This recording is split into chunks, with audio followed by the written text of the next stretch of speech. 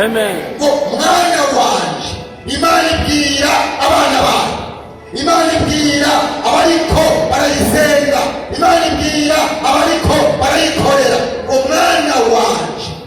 Nk'uko umubyeyi ashobora kubwira umwana wiwe muto, kuko umubyeyi aba afise ubwenge kanaka bw'abakama. Haleluya! ababona iyaja abazi icyo avuga, ababyeyi barazi icyo bavuga, umubyeyi wawe arazi icyo akubwira, kuko hari icyazi wowe utazi.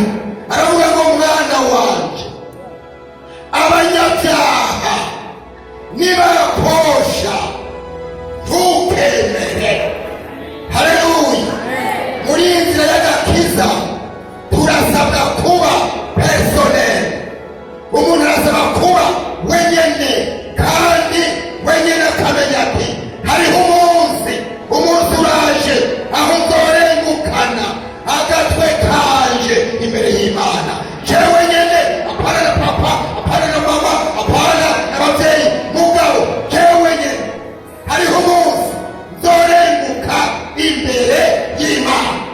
Haleluya! Amen. umaze kumenya ibyo rero uca ufata ingingo wewe nyene y'intava, apana igihari.